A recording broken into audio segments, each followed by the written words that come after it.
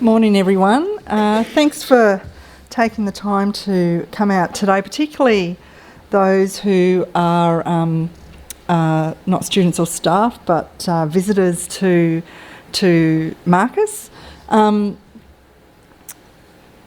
the start of the year, I was obviously thinking about what we should do for this second forum, and I thought this one was quite topical given that we did the foreign investment one earlier on, and it is in the press has been a bit over the past year. So hence why I came up with the idea of doing this global food issues and the opportunities for Australian agriculture. And then I went on a hunt to try and get some presenters that are going to be able to represent various agricultural industries.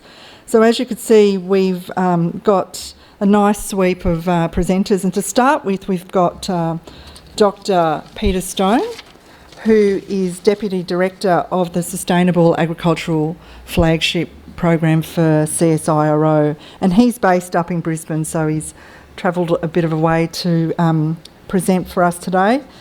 Now, Peter's has had a long affiliation with agricultural production, not only from his research background, but also from earlier days working as a crop agronomist and with farm management in dairy, beef and cropping. So he's got a lot of knowledge around that area. So what I'm going to do is welcome Peter to the podium to give a presentation on the global food security. What are the implications for Australian agriculture? Thank you.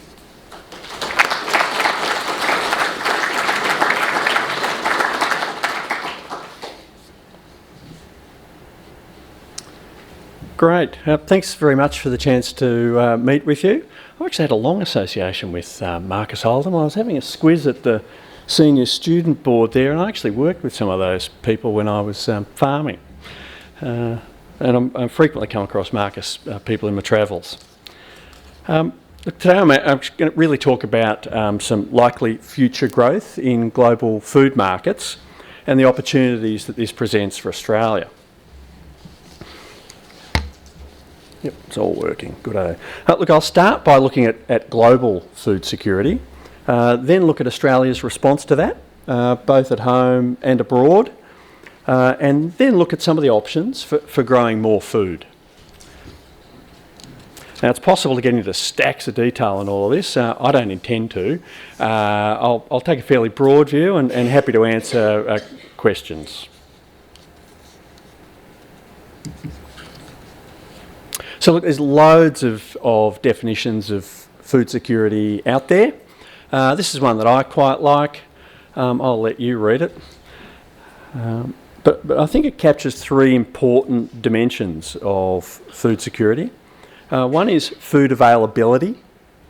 So that's actually the physical production of food to meet demand. The second is food utilisation.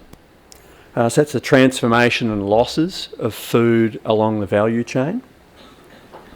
And ultimately the nutritional and health outcomes that arise from the consumption of food. And the third element of it that I find appealing is it mentions food accessibility. So the social and economic circumstances that determine whether all groups in society can satisfy their food needs. Today I'm really going to focus my discussion on the food availability and utilisation dimensions. In passing though, I'd like to draw attention to some other elements of food security, which occurs at lots of levels. So nations think about food security at a different level to households, etc. So we've got global food security, that is there enough to feed the world? National food security, which is, does my country have enough to feed its people? And can it do so in the event that something happens? Like a major disagreement with a trading partner or a war or so on and so forth. There's household food security, emergency food security, and obviously future food security. Now, why are we talking about food security? Well, largely because world population keeps growing. No one knows how many mouths there are going to need to be fed in the next 40 or so years, but nobody is credibly predicting that there'll be fewer. The increased population being predicted over the next 40 years is somewhere between 1 and 4 billion people being added to our current 7. So look, I'm a fairly conservative sort of bloke. I'd be guessing that we're looking at about 9 billion people on the planet, an additional 2 billion in the next 40 years. So that's an increase. Depending on which one of those population increases you think is most likely, that's an increase in population of 20 to 70% over the next 40 years. Now it's important when we're thinking about food production that we don't just think about population increase. There's a variety of reasons for that. This graph shows that the requirement for food will increase much more than the increase in population alone would suggest. A couple of reasons for that. One is the world is actually getting more wealthy, and wealthier people eat more. So you need more food for more food per capita for those more people. The other thing is that as we get more wealthy, our propensity to eat food that requires more intensive use of land and water goes up. So for example, global per capita meat consumption has risen 30% in the last 40 years. And there's another reason why we need to be thinking about food production needing to outstrip population increase, and that's because as we get more wealthy, we find other uses for land and water, like making biofuels and things like that. So depending on the assumptions that we use, a 70% increase in the world's population could easily require more than 100% increase in the amount of food that we produce. So let's see what that might require.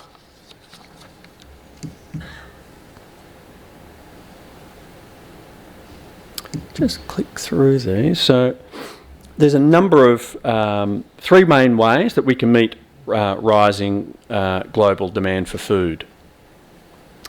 The first is to fill the production gap. So that includes 6 main things. So it's about growing more food. We can expand the area of land devoted to agriculture. We can increase the amount of water available to irrigate the available land. We can think about increasing aquaculture production. For the first time last year, the world consumed more fish than red meat. We can close yield gaps in crop and livestock production systems.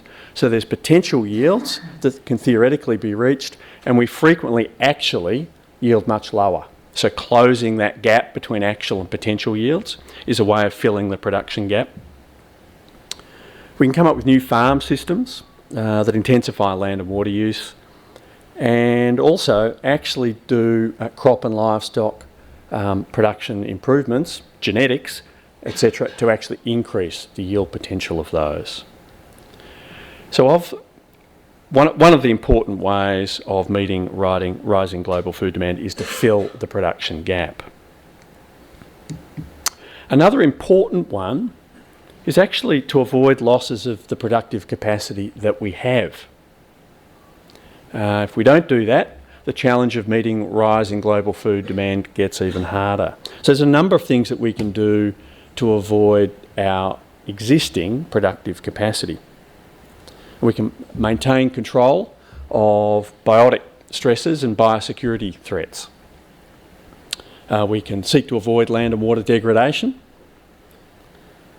We can minimise climate change by climate change mitigation.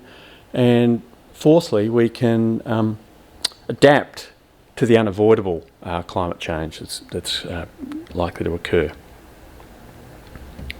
Now, the third step that we can take to meet rising global food demand is actually to seek to reduce the demand for food.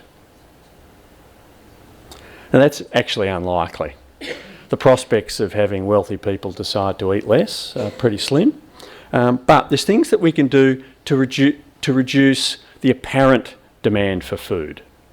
So that includes things like actually reducing waste along the value chain, So it's estimated that around 30% of agricultural production never makes it to a mouth. In wealthy countries, such as ours, that food is mainly chucked out of household fridges and at retail stores, but in the developing world, it's lost along the value chain.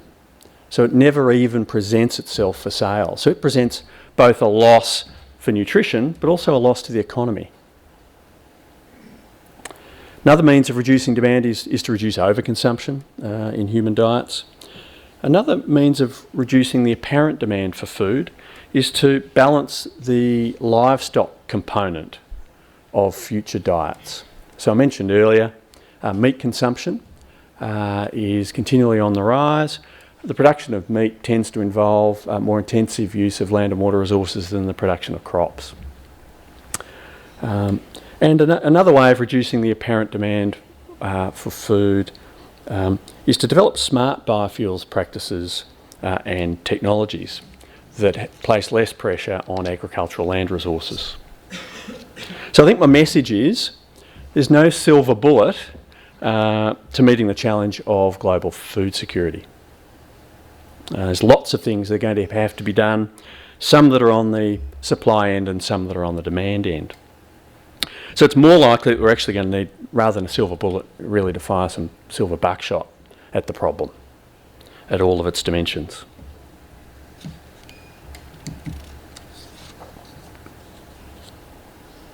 Now we can test the validity of some of the things that I've said about how we might meet a global, rising global food challenge.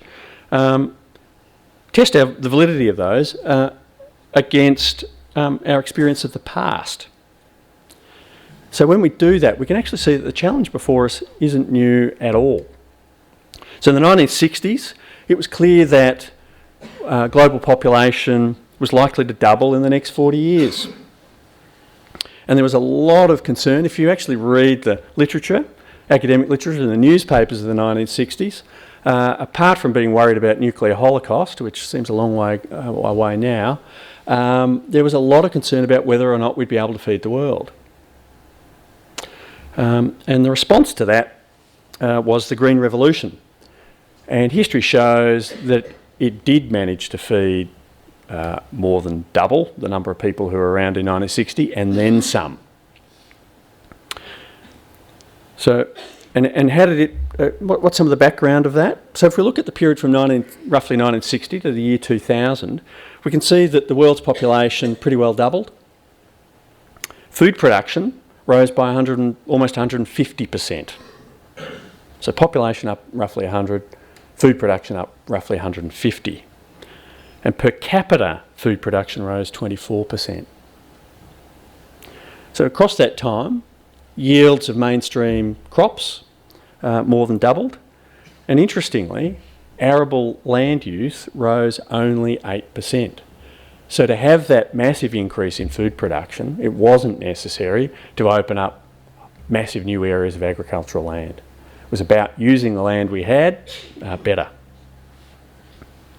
So the arable land required to feed a person in the period 1960 to 2000 actually fell from almost half a hectare to about a quarter of a hectare. A remarkable achievement. Now, how did that happen? Well, there's a bunch of ways that it happened, but some simple big ticket items. If you look at that, nitrogen fertiliser use rose 7 times, 7-fold across the globe. Use of phosphorus fertiliser went up 3-fold, and use of irrigation water went up 2-fold. So that's how you get a lot more production out of not much more land.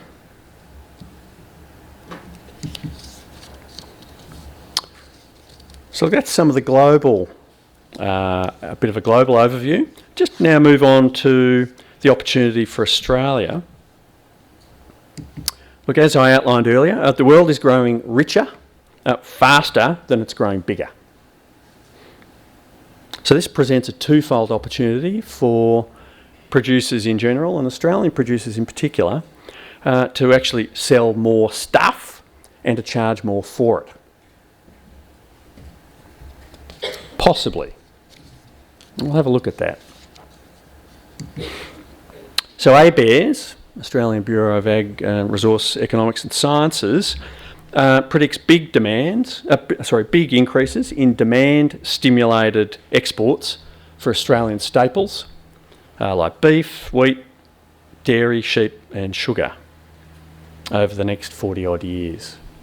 So they're predicting not only will that be the demand, but that will be the production that occurs in Australia. So big increases there as you go from the blue to the red bars.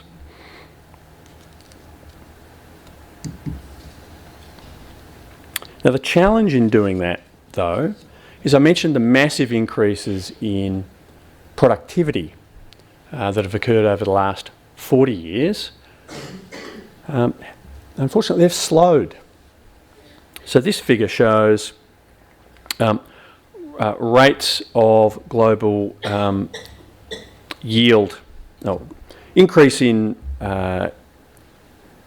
growth rate of yield increase. So for many crops, the rates of yield increase globally have recently dropped to over half their previous levels.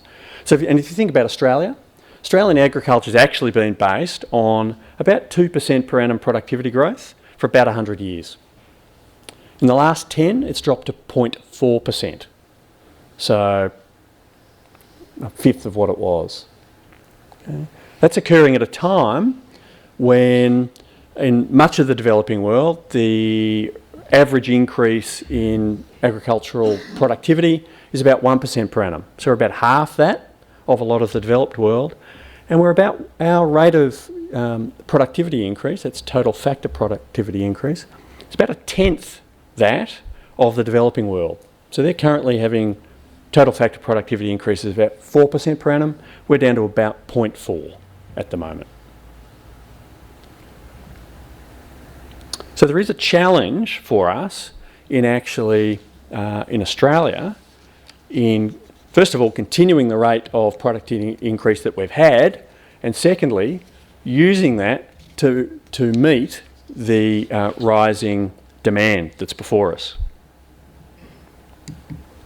So where might productivity increases come from?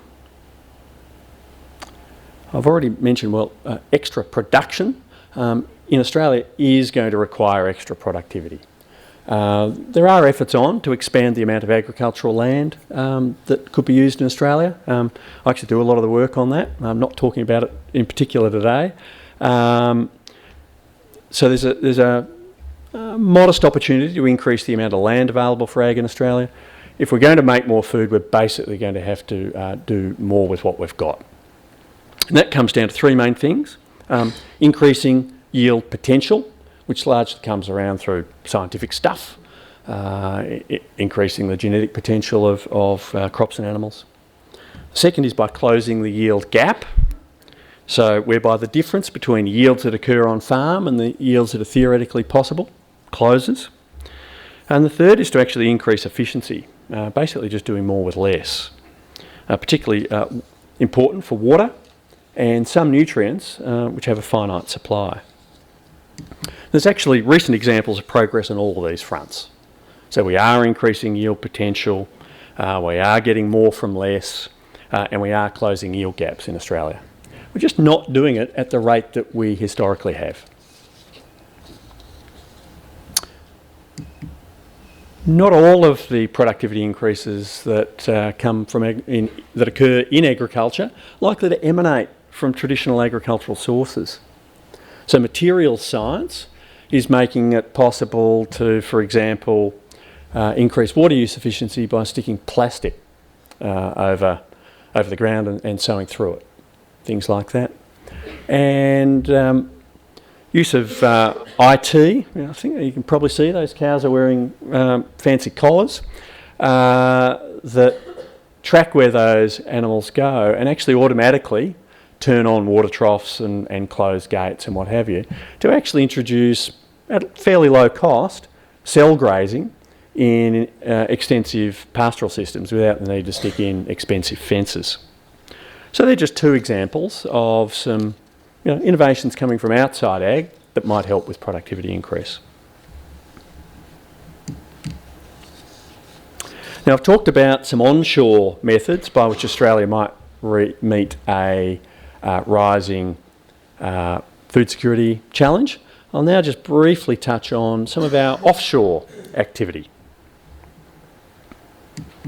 So Australia is actually a major player in selling, lending, giving our agricultural smarts around the world, particularly the developing world, to increase production in country overseas. So we've got a strong history of engagement, that is Australia does, with international agricultural R&D challenges. And we often use some of the more difficult parts of the planet to muck around with agricultural systems so that we can make them work when we bring them home. So I know I look after a large group that spends a lot of its time in some of the more difficult parts of Africa. And it's a wonderful proving ground for agricultural practices for Australia. So Australia will continue to play a significant role overseas. Let's just have a look at, I spoke about the Green Revolution that occurred from about 1960. And I've mentioned it was remarkably successful. So we had a 150% increase in food production in just 40 years. How was that distributed? Well, and did it solve a world hunger challenge? Well, the answer is no, it didn't. The world hunger challenge isn't about simply making more food. It's about the distribution of food. Food security in sub-Saharan Africa remains a significant challenge today. That middle belt of Africa largely missed out on the benefits of the Green Revolution. So have a look at that map.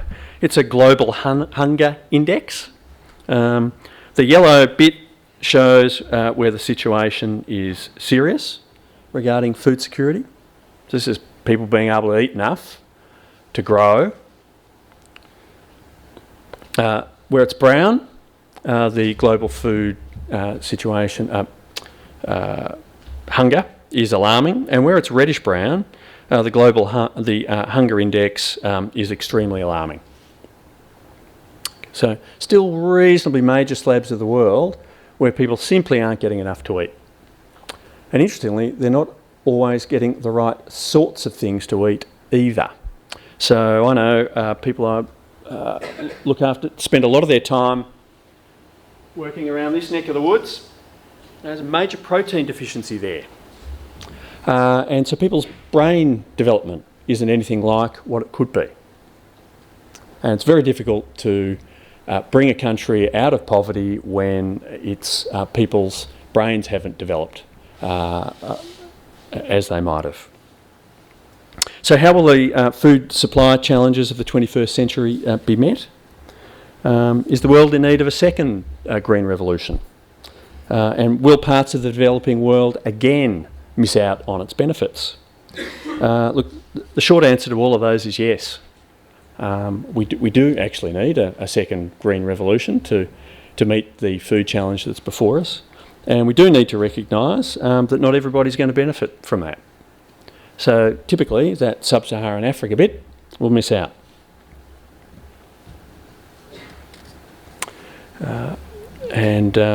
So it's really up to us and our actions to influence the distribution of those benefits. We'll just very briefly touch on again some of the challenges. Again, this is figures for largely sub-Saharan Africa. The yellow bar shows the average yield that occurs on farm demonstration plots. So if you like, that's the potential yield, the yellow bars there. And the green bars that are much smaller is the average national yield. So you can see that really it's often not a science challenge. We know how to grow lots of food in these places. We just can't get it to happen on the ground.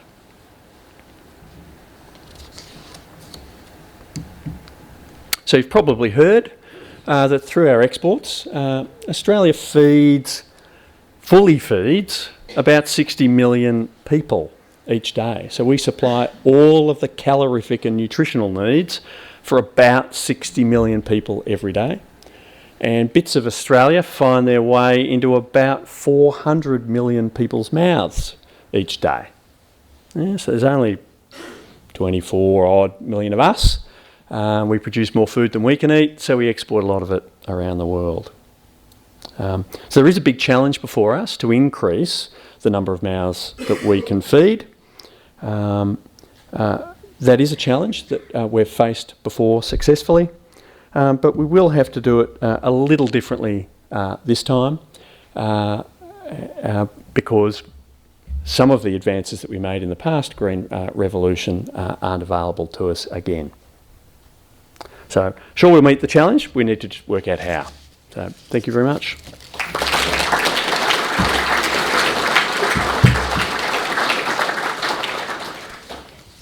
Thank you, Peter. That was a terrific overview, very informative, and probably a few things there, food for thought, you could say, for us to consider. Some things we've heard about, but I think it's definitely opened our eyes to what are some of the current things to think about for the future of agriculture. So we've got some time now for a few questions, and I've got this mic here which I'll pass around, and like you, if you're wanting to ask a question, to introduce yourself and use the mic. Before I do, we've got a few spare seats here if we've had a few people come in. So if you'd like to grab a seat before we start taking the questions, might be a bit more comfortable than standing up for the rest of the presentation. So do we have a question from the audience? Peter, I wanted to just get it started. I'm interested in your discussion about Africa as an opportunity for Australia and obviously the poverty and so forth that they're going through. What sort of opportunities have you seen for Australia to educate and train and develop that nation in agriculture? Yeah, beauty. Thank you. So the question was about the opportunities for Australia to train and engage in Africa. It's interesting. It's a very good question. The emphasis on Australia's engagement in Africa has changed massively in the last 10 years. So as recently as 10 years ago, you know, we'd send our bright things over and they'd do some experiments and say, you should do this. And trust me, it'll work. And look, you know, often, scientifically and what have you, that was correct, but isn't really the best way to achieve things on the ground. And so the current model is actually, there's plenty of really good agriculturalists in Africa. And so the current aid focus and engagement focus, so it goes beyond aid, it's also trade and commerce, is to actually work alongside the existing skills base over there and provide support to it so that it can access the best that the world has to offer and grow that way. So that's very much the model now. So there are genuine commercial opportunities to engage in that sort of work as well as some of the more traditional aid style approaches to working in Africa. Peter Smith from Marcus Oldham. I was interested in your comment about wastage, particularly in the developing world, that there's wastage along the value chain. I'm sort of interested in whether that's leakage to the wrong mouths, if you like, or to no mouth at all. Yep. And looking at your last set of figures on maize production, it seems as though they sure as hell can't afford it. Yeah, no, that's right. No, very good questions. So you're spot on with your implications there. So in the developing world, some of the loss of food along the value chain is because it's getting nicked and it's ending up in the wrong mouths. A lot of it is wastage. So we take for granted silos, on-farm, off-farm silos. They often don't have them.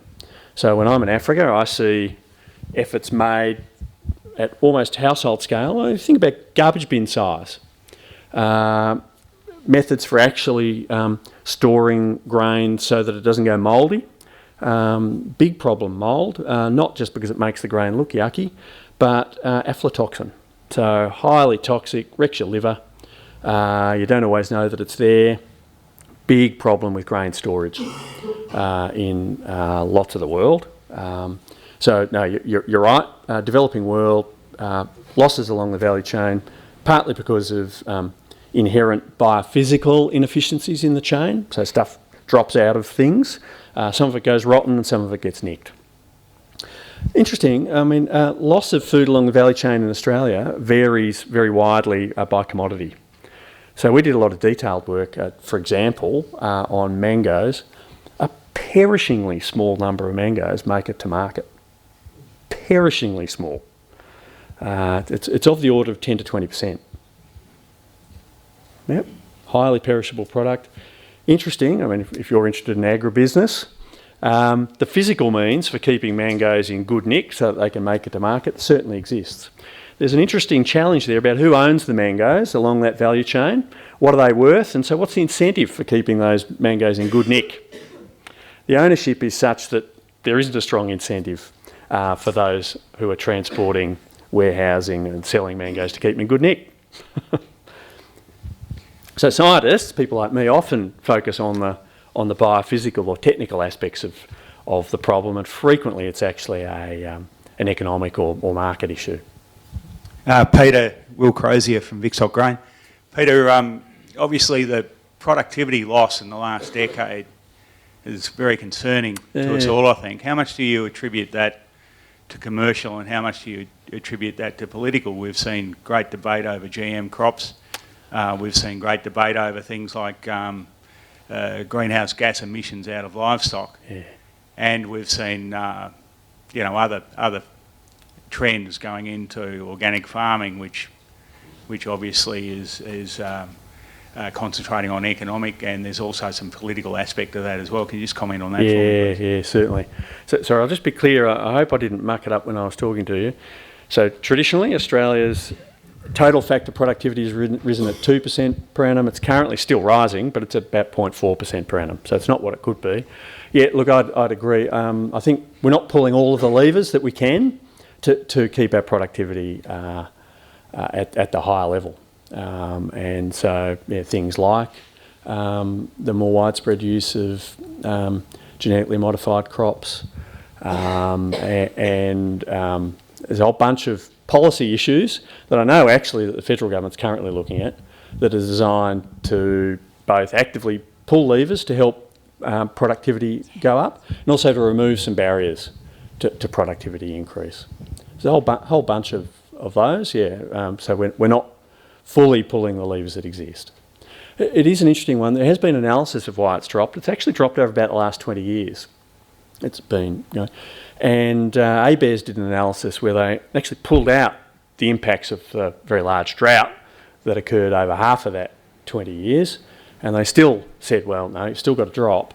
I would say this. They said that was the drop in productivity increase was in considerable measure because of reduced R&D spend. That's possibly a bit of a long bow. R&D is typically responsible for about half of the productivity increase that you get on farm, and stuff that people do on farm, farmers do, is typically responsible for the other half. So ascribing it all to R&D as ABARES did is probably over-egging the custard a bit, I think.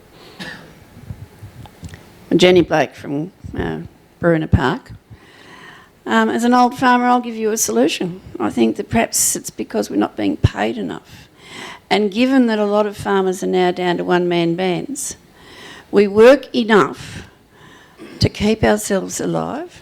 Many of us have paid off our properties, and we don't actually care much about whether we're producing to feed the rest of the world anymore. And so I think until there's an incentive that Australian farmers are getting paid properly for the inputs and the work that they do, particularly if they've paid for their properties, I don't think we're going to have higher productivity. Pay us properly, tell governments to pay us properly, and we'll work our little backsides off. So that's just my scenario. Bit cynical, I suppose, but I've been around far too long. I'll take that as a comment.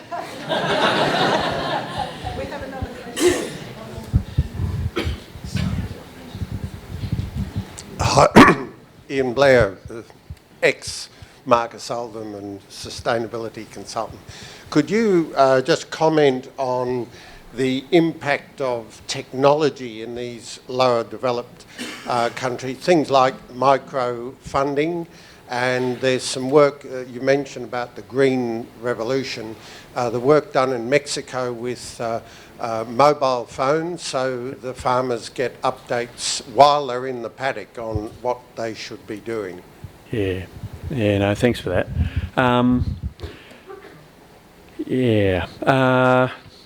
Where will I start? There's the possibility that technology offers greater access to some of the technical and economic solutions that might be useful in the developing world. So, yep, microcredits certainly one of those. Interesting, I was actually at a fancy international meeting that was about microcredit. No one's making money from it yet.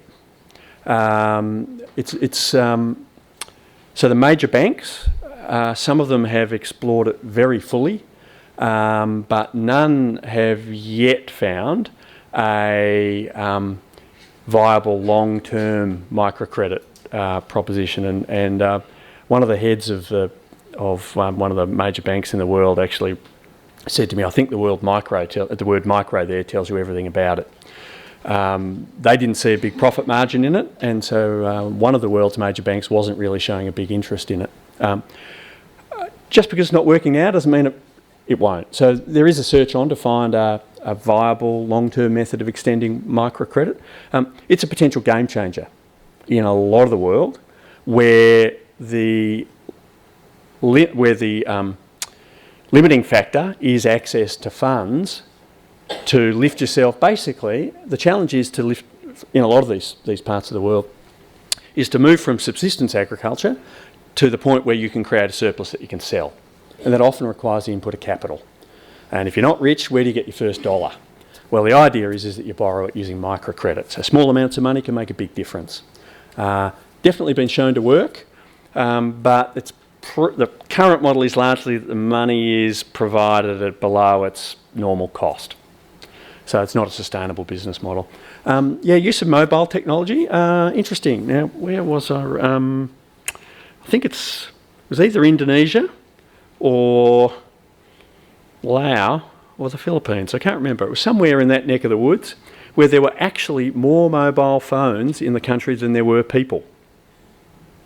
So access to mobile phone technology, even in developing parts of the world, is very high. And I know if you drive around Kenya, little shops all around the place, all advertising mobile phone plans and credit cards. So there is the opportunity there.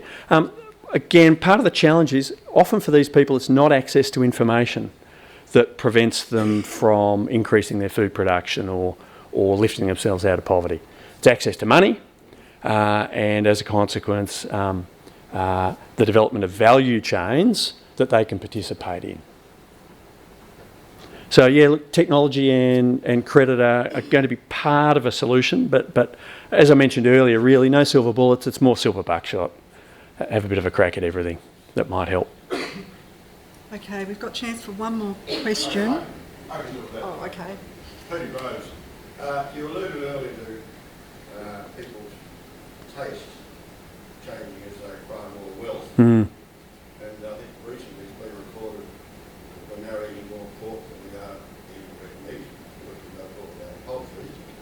Both of those species compete with humans for food. Yep. As against the ruminant animals that digest cellulose which we cannot digest. Food courses, I'm going to check that out just for Depends where you shop. There's an inefficiency there, surely. Yes. They're best having about even like with beef. Yeah. Most of the beef part of the service industry is fed grains. That- It's good as grass, but it's the way it's going. Yeah, no, that's right. You got comments to make on that? Yeah, I do. So that's something that I touched on, and I think that's why I mentioned that as we get more wealthy, our food tastes change, and in particular we eat more meat. And so meat consumption has gone up 30% per capita in the world over the last 40 years, at the same time as our actual population's been growing. The point I'm making is one of the increasing consumption is with species that compete with us for food. No, understood. So we're actually devoting more of our land and water resource to the production of food. And some people argue that, you know, growing grains to then feed to chooks, pigs, cows isn't an efficient use of our agricultural resource. Look, that's what the market's doing. If we want more grain-fed beef, then we'll have it. If we want more fancy, maize-fed chook, we'll have it because we can afford it. So that's what's driving these markets, is us and the great big $7 billion marketplace out there. So if we want, different things to happen, we really need to change our purchasing behaviour. And there's not really a massive sign of that happening. Okay. Thank you, Peter. That's certainly raised some questions and some things to think about. So let's put our hands together and thank Peter.